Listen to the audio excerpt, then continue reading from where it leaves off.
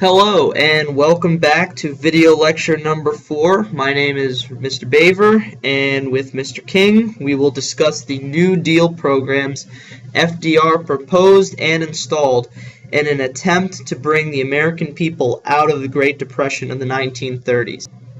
Now, before we delve into the major New Deal programs rolled out during FDR's presidency, let's take a look at what a government program actually looks like.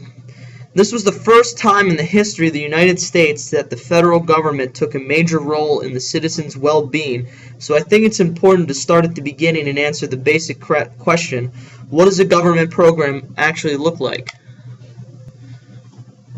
A government program can be defined for our purposes as financial assistance given to citizens by the federal government. There are many different forms of assistance and various qualifications needed to receive certain assistance, but most programs are intended to provide help to people who cannot afford certain necessities on their own.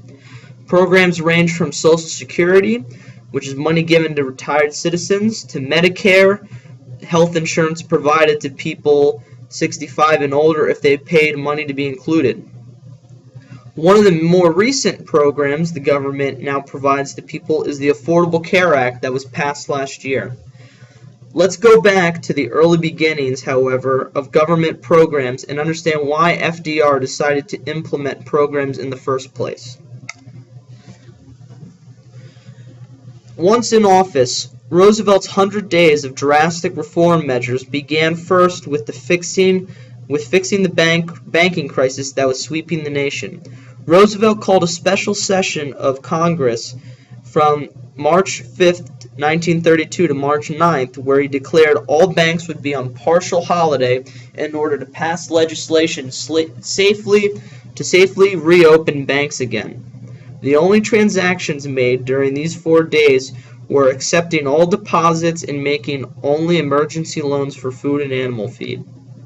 By March 9th, legislation was passed that commanded all financially sound banks to reopen, but banks who lacked assets would remain closed until the government could safely help open them.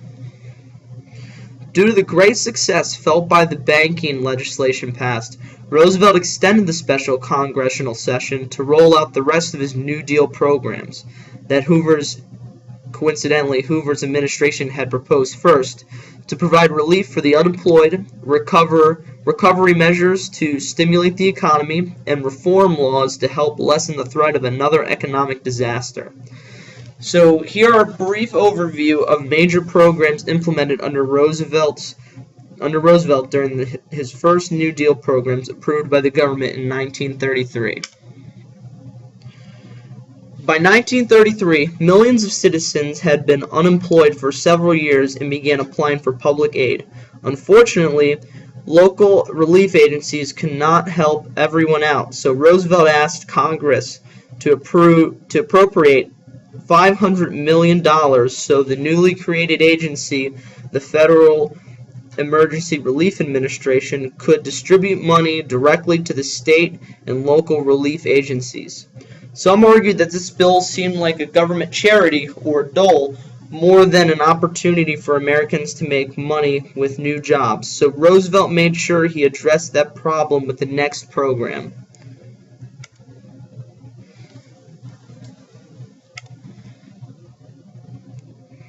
The Civilian Conservation Corps, or CCC, put hundreds of thousands of unemployed Americans back to work each season on mainly environmental projects focusing specifically on constructing facilities at state and national parks. This program was intended for young men ages 18 to 25 to, instead of going on relief, enlist in the CCC to work and preserve the environment. CCC members lived in barracks, ate together, and followed a strict schedule, but were given free room and board along with $30 a month salary in exchange for their labor. Of the 2.5 million people who served in the CCC, women and most minorities who were hit hardest by the Great Depression were either segregated or excluded from joining.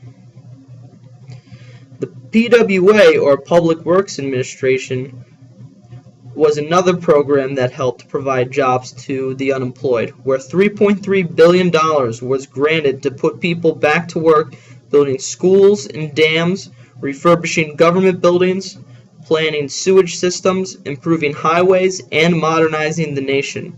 The goal of this program was to spend heavily in order to stimulate industry and spur economic recovery.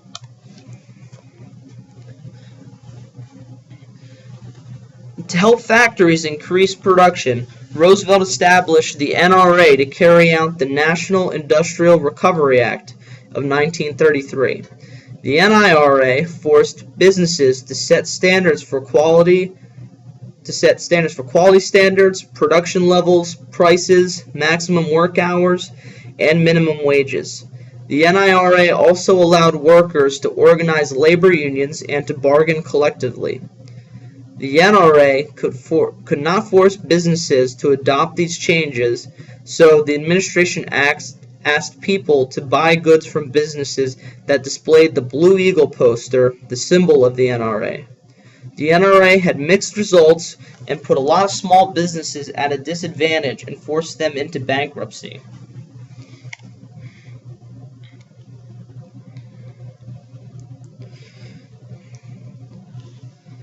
The Agricultural Adjustment Administration was established to help farmers hit by the Great Depression, where the AAA would pay farmers a subsidy or government assistance in exchange for farmers to reduce production of crops and the number of animals they raised. The thinking was that cutbacks would bring the supply of agricultural products more in line with the demand for them, causing prices to rise. Unfortunately, most farmers had already planted crops and animals had produced many young, so the success of this plan necessitated the destruction of crops and the slaughter of young animals in a time where food was already scarce. The Tennessee Valley Authority built dams in the Tennessee River to turn the river's water power into electricity. The intention went beyond just power, however, striving to create fish-filled lakes that would in turn create tourism and provide jobs for the residents of the Tennessee Valley.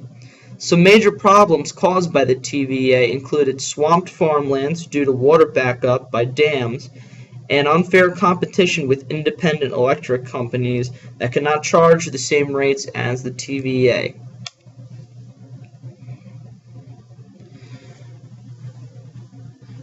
The market reform laws that Roosevelt passed in 1933 included the Truth and Securities Act and the Glass-Steagall Act, which set up measures to reform stock trading and ensure regulations on the stock market. The Truth and Securities Act outlawed fraud in the stock market, so companies who deliberately deceived investors can now be sued. The Glass-Steagall Banking Act prohibited banks from investing savings deposits in the stock market, which proved too unpredictable to assure the safety of these funds. The act also established the Federal Deposit Insurance Corporation, or FDIC, to insure bank deposits in all member banks so people would feel confident that their money would be safe in FDIC banks.